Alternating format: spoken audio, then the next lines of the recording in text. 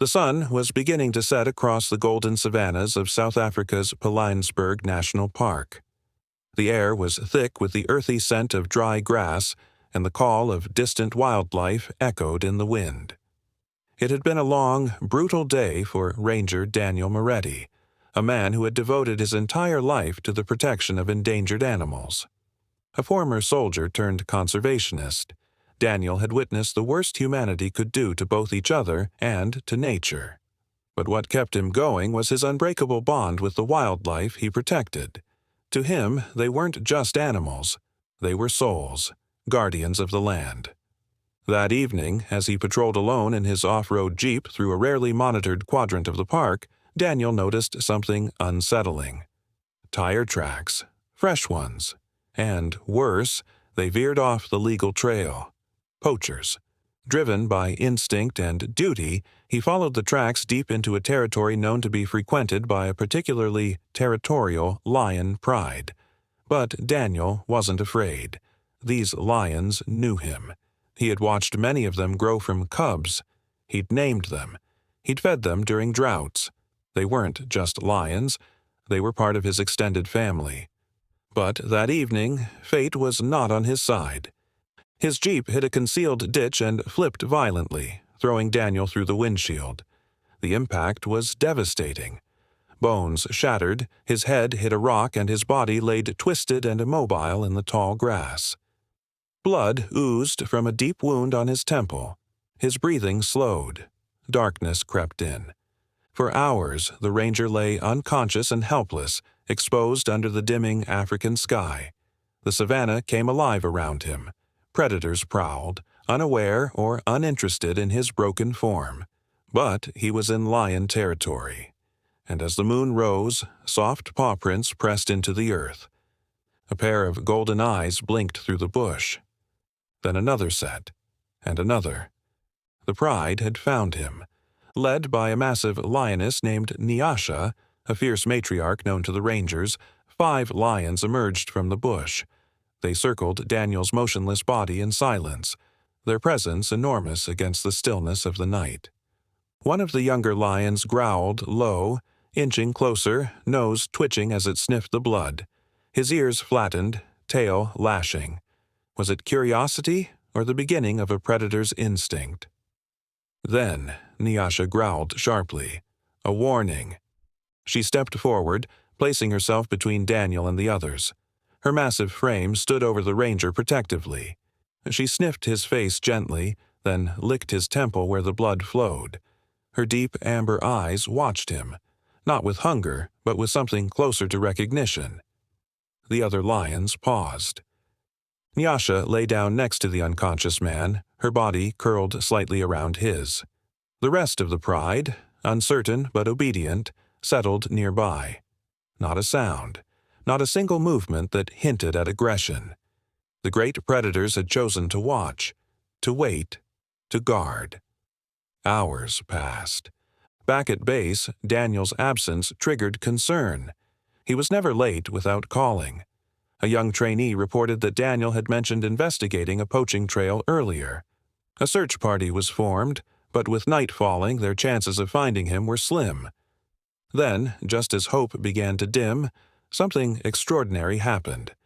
The park's drone surveillance team scanning the area from above spotted the wreckage. But it wasn't the twisted Jeep that caught their attention. It was the lions. 6 of them, surrounding a dark figure lying in the grass. Motionless. Vulnerable. One of the lions was pressing its head against the man's chest, over and over, gently, as if trying to wake him. From the control room, someone gasped. They're not attacking him. They're protecting him. Back at the operations base, the control room was in a frenzy. Rangers gathered around the monitor in stunned silence, watching the live drone feed of what should have been a tragedy, but instead looked like something pulled from myth or folklore. A pride of apex predators, not feasting, not roaring, but resting, guarding, around a broken man. Are they protecting him? One of the younger rangers whispered, eyes wide. The head of operations, a hardened veteran named Thandiwe, leaned in. That's Nasha, she murmured, pointing to the lioness curled at Daniel's side. "She was one of the first we rehabbed years ago. Daniel was the one who bottle-fed her when she was a cub." The room went still. "Do we send a chopper?" someone asked. "No," Thandiwe said sharply. "Noise will spook them. If they scatter, they might trample him without meaning to." Her voice trembled slightly, betraying how personal this was for all of them. "We go in quiet. Ground team only." But there was another problem. Approaching a pride of lions, even ones who knew a ranger, was suicide without proper precautions. These weren't pets. They were wild. Instinct could override memory in a heartbeat. Still, they had no choice. As the rescue team prepared, equipping tranquilizer rifles, low-noise vehicles, and headlamps, the savannah night deepened.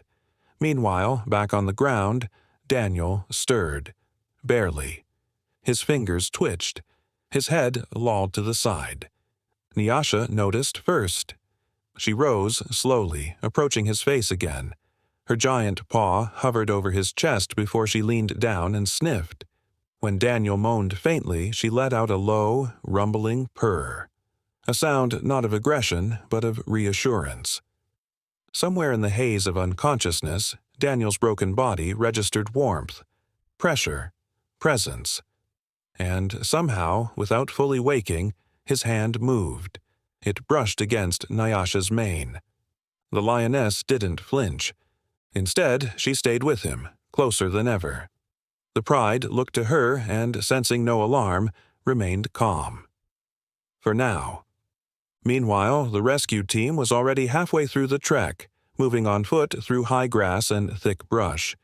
They traveled with the drone team guiding them by radio, watching the pride's movement from above. As the team neared the coordinates, their pace slowed. Flashlights off. Guns lowered but ready.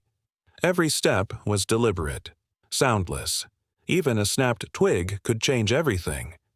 Then, at less than 100 meters, they saw the silhouettes. Massive feline forms sprawled on the grass, unmoving except for the occasional flick of a tail. One of them, Nasha, rose. She sniffed the air. She sensed them. The ranger at point signaled for the team to stop. Thandiwe, walking behind him, crouched low and whispered, "We move no closer until she gives us the sign. If she growls, we back off." But Nasha didn't growl. She stood, looked in their direction, and, almost impossibly, stepped aside from Daniel's body, as if offering them a path. No one moved for several seconds. "Is she letting us take him?" one of the rangers breathed. The lead ranger nodded slowly. "Move. Now, quietly." As they approached, Nasha walked a few feet away and sat down, still watching, but not threatening. The other lions followed her lead. The pride cleared a space. And there, in the middle of the African night, lit only by the moon and a few headlamps, the rescue team reached Daniel Moretti's broken body. His pulse was faint, breathing shallow, but alive. They didn't cheer. No one made a sound. The moment was too fragile, too surreal. As they gently lifted him onto a stretcher, one of the lions let out a low grunt. Not hostile, just acknowledging, as if saying goodbye. Thandiwe looked at Nasha one last time and whispered, "Thank you." Then, with Daniel secured and the team retreating in silence, the lions watched them go, never once chasing, never once interfering. And as the team disappeared into the tall grass, the pride melted back into the shadows, like guardians returning to the wild. The hum of the emergency vehicle echoed softly as it sped toward the field hospital on the reserve's edge. Inside, Daniel Moretti lay unconscious, wrapped in thermal blankets, IVs taped to his arm, his breathing still shallow but steady. Every bump in the road seemed to jolt the tension higher. No one dared speak above a whisper. Back at the outpost, word had already begun to spread. Other rangers returned early from patrols. Volunteers arrived without being called. Everyone knew something extraordinary had happened, but no one could explain it. It wasn't just that Daniel had survived, it was how. By the time the transport rolled up to the clinic, a quiet crowd had formed under the moonlight. No cameras, no press, just boots in the dirt and eyes full of questions. Inside the clinic, doctors worked in tense silence. Daniel had a fractured collarbone, a concussion, and signs of internal bleeding. But what stunned them most was that he hadn't succumbed to dehydration or hypothermia. He'd been lying out there in the wild for almost a full day, completely exposed. One nurse quietly remarked, "He should be dead." Thandiwe was in the room when Daniel first opened his eyes. It wasn't dramatic, just a slow blink, a confused glance. His lips parted, cracked and dry. "Where am I?" he croaked. "You're safe," Thandiwe whispered, gently pressing a hand to his. "You're home." Daniel tried to sit up, but pain shot through his body. He winced, and Thandiwe leaned in closer. "Easy. You've been through a lot." For a moment, silence settled between them. Then his brow furrowed. "The lions?" Thandiwe blinked. "You remember?" Daniel nodded faintly. "They were there. I thought I was dreaming." He closed his eyes again, flashes returning. Nyasha's face, her warmth beside him, the low rumbles of lions breathing in the night. "I should be dead," he whispered. "But you're not," Thandiwe replied softly. "They didn't let you die." The next morning, a new kind of chaos began. Someone had leaked the footage. Clips from the drone's live feed, blurry, zoomed-in shots of lions gathered around a human, hit social media. Wildlife forums caught on first, then local news stations. By the end of the day, international outlets were running the story with headlines like, "Lions guard fallen ranger in unbelievable twist of nature. From predator to protector. Pride saves man's life. Real-life Jungle Book, rangers say it's no fairy tale."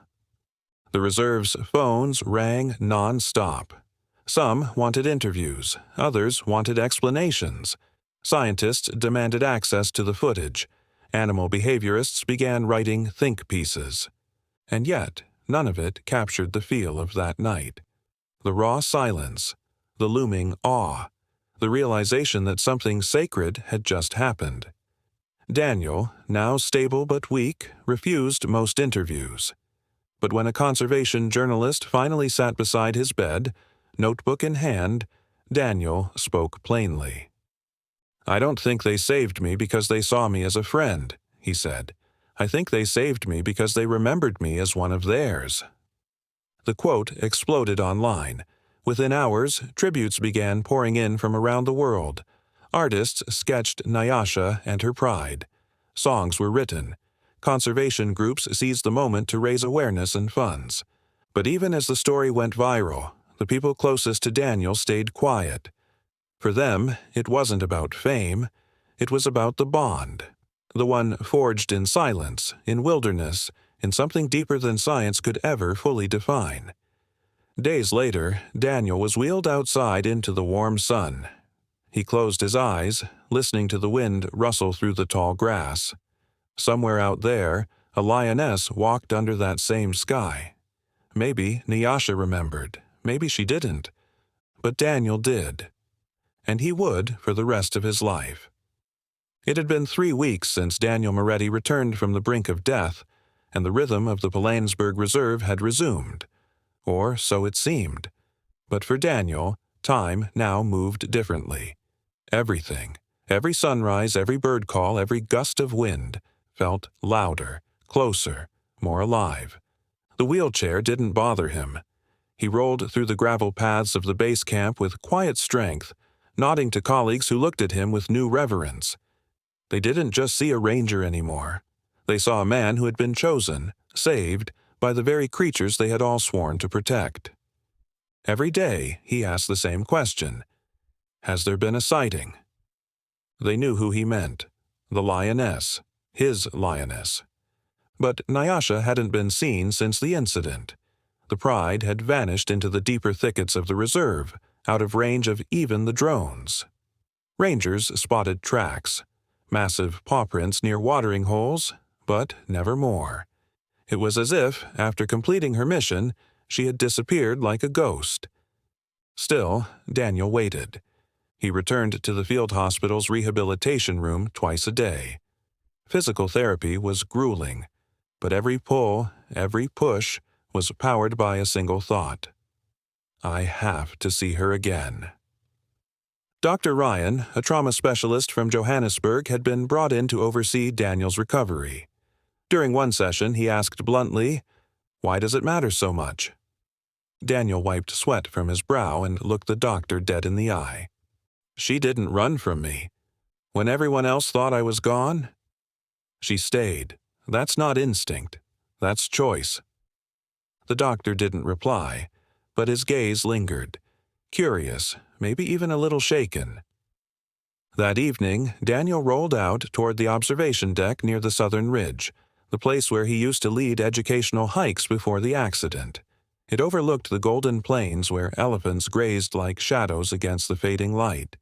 He closed his eyes.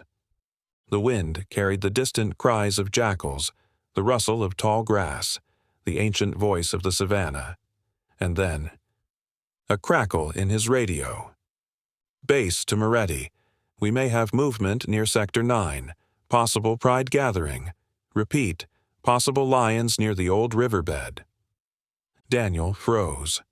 Sector 9 was deep, unpatrolled, dangerous. "I'm going," he replied without hesitation. Silence. "Sir," the voice came back cautious, "that's not recommended in your condition." Daniel was already wheeling back toward the vehicle shed. "I'm not asking." Within the hour, he was inside a modified off-road vehicle with reinforced rails and a front-mounted camera. Thandiwe, who had heard the chatter, jumped into the passenger seat without a word. As they drove, the terrain shifted. Smoother paths gave way to uneven rock, dry riverbeds, and dense underbrush. The vehicle bounced and jerked, but Daniel didn't flinch. His eyes scanned every hill, every bush. They parked under a kopje and activated the silent drone.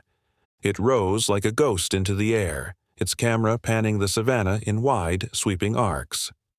For long minutes, there was nothing. And then, just beyond the bend of the dried riverbed, movement. Shadows.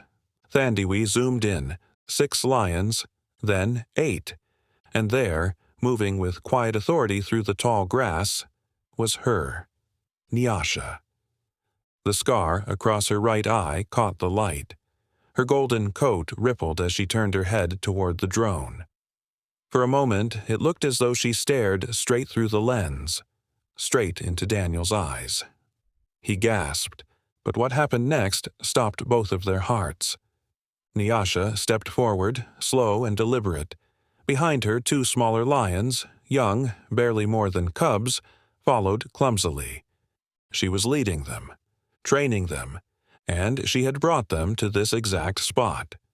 Thandiwe whispered, "She brought her cubs back to where she found you." Daniel nodded, unable to speak. The drone hovered silently. No one dared breathe. Nasha sat down. Then, in an impossible gesture, she raised her massive head to the sky and let out a low, haunting call. A sound not of aggression, but of remembrance, of presence. Daniel's chest tightened. She remembered. And now, she was showing the next generation. The moment Nasha sat beside the riverbed and called to the sky, the drone captured it in perfect silence. But what the machine couldn't translate was the weight of that moment. For Daniel, it was like time had folded, collapsing everything he'd felt into a single breathless instant. The desert air stood still. Even the trees didn't rustle. As the lioness finished her long, low call, her cubs pressed against her flank, blinking up at the drone, unafraid. She didn't move for minutes. She just watched. The kind of gaze that went beyond instinct. The kind of gaze you remember forever. Thandiwe broke the silence inside the vehicle, her voice quiet, reverent. She came back to show them where it happened. where you were." Daniel couldn't speak. His hands trembled on the controls, but not from fear. Something deeper. Something sacred. "Turn off the drone," he whispered. Thandiwe hesitated. "Are you sure?" "Yes," he said. "She didn't come for the world to see. She came for me." And so they did.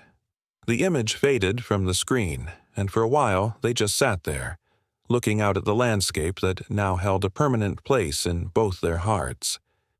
Back at the reserve base, word of the sighting spread like wildfire. Rangers, conservationists, and even journalists reached out, begging for footage, quotes, anything. But Daniel refused every request. "This isn't for clicks," he told the head of operations. "It's not a story to be sold. It's a story that belongs to her." Yet, even without video proof, the story took on a life of its own. Across South Africa, and soon beyond, people began referring to Nasha as the guardian of the ranger. Artists painted murals, poets wrote tributes, and in wildlife forums, she became a symbol of nature's mysterious capacity for connection and loyalty. It wasn't long before Daniel was invited to speak at the International Wildlife Conservation Summit in Nairobi.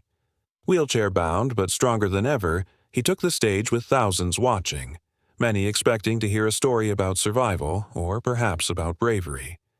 But he offered something different. "I'm not here because I survived lions," he began, voice calm and clear. "I'm here because one lion didn't leave me behind." He spoke not of danger, but of trust. He spoke not of dominance, but of respect. And when he told the story of how Nasha shielded his unconscious body from scavengers, laid beside him to keep him warm, and how she brought her cubs back to that same spot weeks later, many in the audience openly wept. After his speech, a young girl approached him backstage. She had a sketchbook in her hands and eyes wide with wonder. "Do you think she'll come back again?" she asked. Daniel smiled, glancing at the vast sky above Nairobi. "She never really left," he replied. "She's part of this land now, and I think when the time is right she'll return. Not for me, but for all of us." Months passed. Daniel resumed his role at the reserve, now focusing on education and storytelling. He led classes for children, walked, or rather wheeled, alongside volunteers on tours, and used his experience to push for stronger anti-poaching laws. And every so often, rangers would report strange sightings.